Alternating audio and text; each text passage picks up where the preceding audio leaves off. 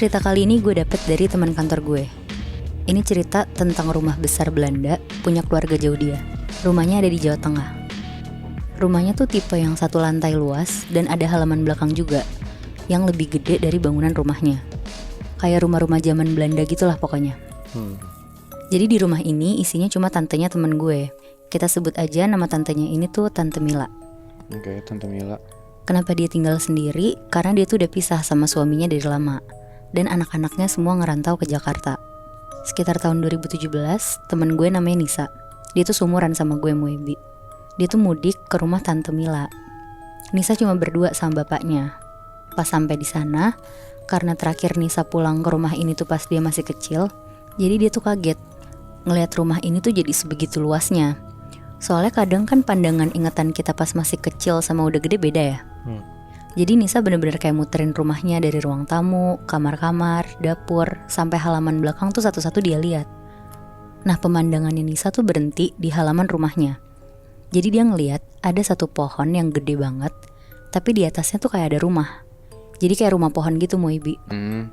Yang tangganya tuh nempel di batang pohonnya juga. Pas ngeliat itu dari jauh, Nisa seneng kan, soalnya ada tempat nih untuk sore-sore dia bisa nyantai di atas rumah pohon itu. Oh, rumah pohonnya tuh gede? Gede Moy. Oh. Akhirnya Nisa ngedeket lah ke rumah pohon itu. Tapi pas dia udah setengah jalan, Nisa tuh ngeliat ada perempuan gak pakai baju berdiri ngebelakangin Nisa dari dalam rumah pohon itu. Hah? Dia bisa ngeliat karena dia tuh masih setengah jalan gitu buat nyampe ke pohon itu. Dan rumah pohonnya tuh kayak ada space balkon sebelum masuk ke rumahnya ini. Iya. Jadi karena kaget dia refleks balik badan terus lari ke arah rumahnya. Nisa tuh di sini kagetnya tuh bukan karena setan atau gimana, tapi dia tuh mikir takutnya itu siapa yang nggak tahu ada tamu di rumah Tante Mila. Akhirnya dia masuklah ke dalam buat nanya ke Tante Mila langsung. Pas dia ketemu Tante Mila di dalam, Nisa langsung nanya dengan paniknya, "Tante, itu siapa yang di atas rumah pohon? Kok dia nggak pakai baju sih?"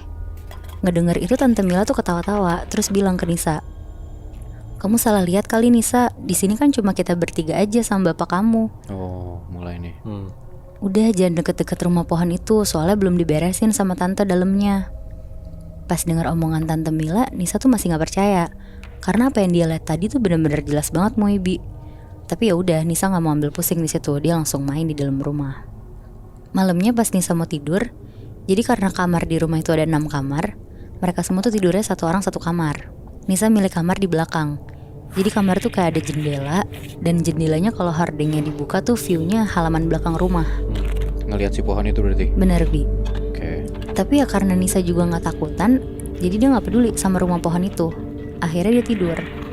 Nah pas dia tidur nih, dia tuh mimpi. Mimpinya tuh kayak nyata banget. Jadi kayak kejadian dia tadi, keulang lagi. Dia lagi jalan ke arah rumah pohon itu, terus dia berhasil naik ke pohon itu pakai tangganya.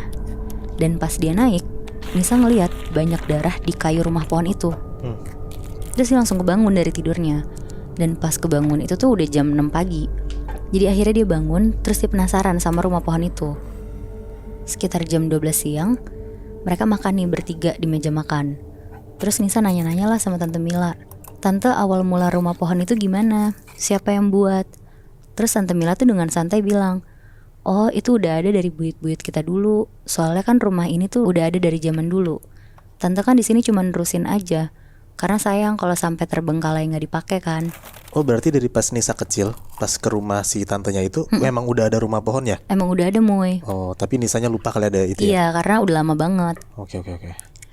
Terus Tante Mila tuh juga cerita, kadang saking dia kesepian, dia suka ngajak anak-anak kecil tetangganya gitu lah yang lewat depan rumah buat main di rumahnya. Kayak main bola di halaman belakangnya. Karena Tante Mila tuh niatnya pengennya rumahnya tuh jadi hidup lagi.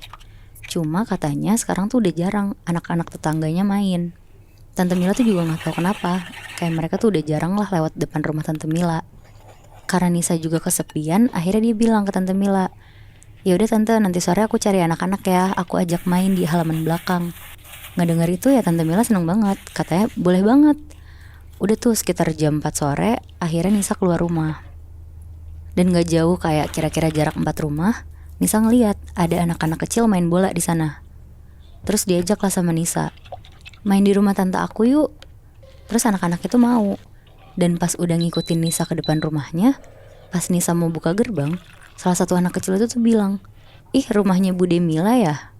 Terus Nisa bilang, "Iya, ayo kita main di halaman belakangnya."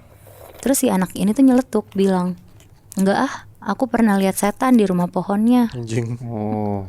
Makanya dia gak mau kesana lagi. Ngedengar itu Mila tuh makin penasaran kan, karena dia ngerasa tervalidasi lah sama apa yang dia lihat kemarin. Akhirnya Nisa ngebujuk anak-anak ini kayak diiming-imingin, nanti dapat es krim deh kalau kalian main di sini. Nah akhirnya mau tuh anak-anak itu main di halaman belakangnya. Pas ngelihat Nisa berhasil bawa anak-anak itu, Tante Mila tuh seneng banget. Terus disiapin lah cemilan-cemilan, minuman buat anak-anak itu. Sekitar jam 5 sore, Nisa yang lagi nemenin mereka main bola di pinggir tuh ngeliatin rumah pohon itu terus, dengan harapan dia tuh ngeliat sosok perempuan yang kemarin. Tapi gak muncul-muncul nih. Akhirnya dia ngajaklah satu anak kecil, namanya Dika.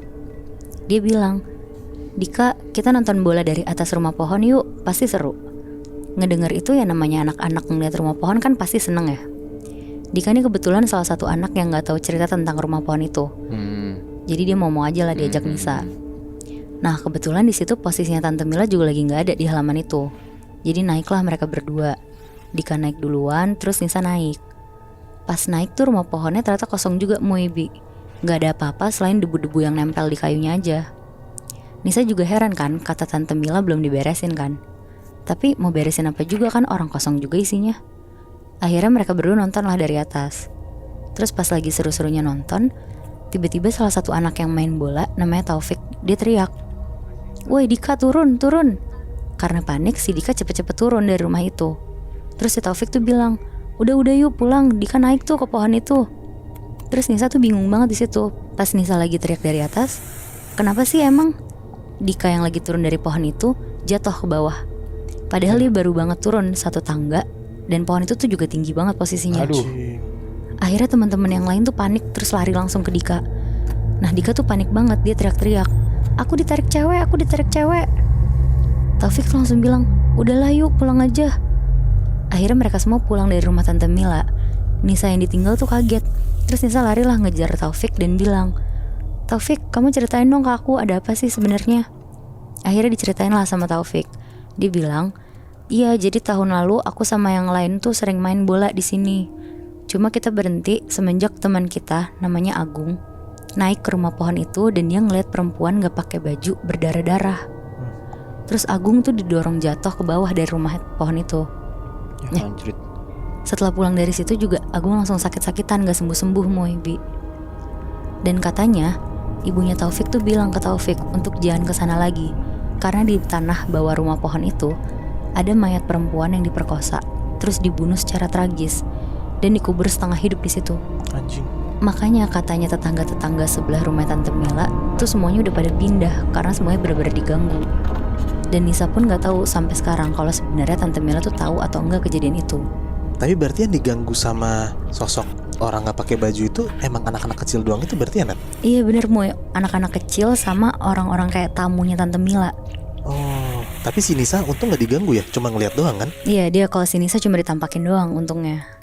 Bentar deh, ini tahun 2017. Iya bener Bi. Terus Tante Mila di situ dari tahun? Tante Mila tuh di sana tinggal dari dia lahir Bi. Jadi Dari kan lahir. emang nerusin dari buyut-buyutnya kan. Oh berarti udah, taruhlah Tante Mila umurnya 40-an ya? 50-an Bi. 50-an. Berarti udah 50 tahun yang lalu. Sebelum itu ada kejadian cewek diperkosa di halaman belakang itu. Bener Bi. Anjing serem banget, berarti udah lama banget ya Moy? Apa jangan-jangan korban yang perkosa itu adalah keluarga dari Tante Mila? Nah bisa jadi sih Moy. Ini serem juga ya.